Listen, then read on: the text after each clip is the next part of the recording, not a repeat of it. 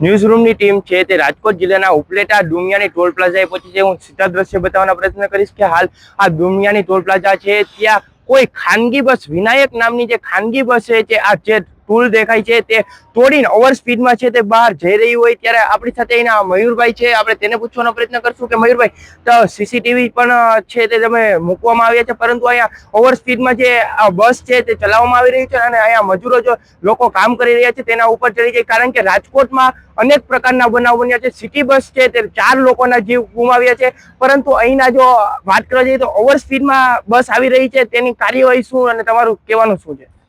Vinayak travellers જે છેલ્લા આજે 6-7 દિવસથી એકદમ ઓવર સ્પીડની અંદર ચાલી રહી છે અને ઓવર સ્પીડની અંદર અહીંથી ચલાવી રહી છે। મેં ફૂટેજ પણ આપેલા છે કે મારા અહીંયા જે વર્કરો કામ કરે છે એ વર્કરો માંડ 2-3 વખત બચી ગયા છે।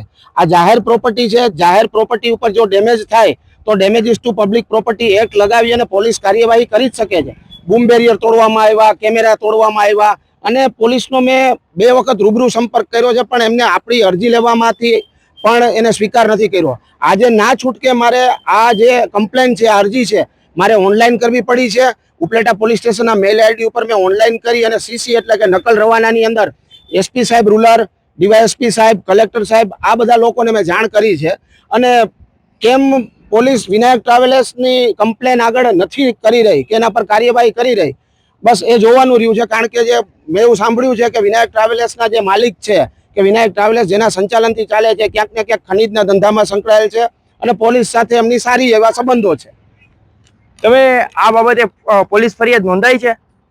પોલીસ ફરિયાદ એટલે કે ઓફિશિયલ ઉપલેટા પોલીસ સ્ટેશનના ઈમેલ આઈડી ઉપર આ ઘટના વર્ણવતા વિડીયો અને આ ઘટનાનું વર્ણન મેં મૂકેલ છે। હવે પોલીસ પોતે સમજી શકે છે કે આના પર damages to property public property act લગાવી અને આ ટ્રાવેલર્સોને અટકાવીને એની ઉપર કાર્યવાહી કરવાની રહી। નહીતર આજે મારા આ લોકોની કંઈક અહીંયા થઈ ગયું, કોઈ અકસ્માત થયું તો એનું જવાબદાર કોણ છે? પોલીસનો સપોર્ટ જોઈએ એટલો મળી નથી રહ્યો।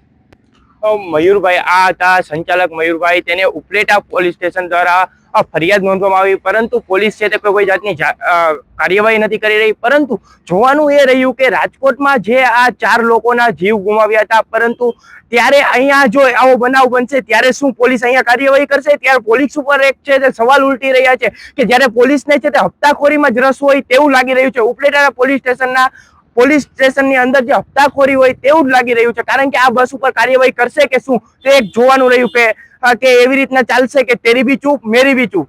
Tushar Baliya, news room, Upleta. મિત્રો આવા જ વિડીયો અને શોર્ટ્સ જોવા માટે આજે જ અમારી ન્યૂઝ રૂમ યુટ્યુબ ચેનલને સબસ્ક્રાઇબ કરો।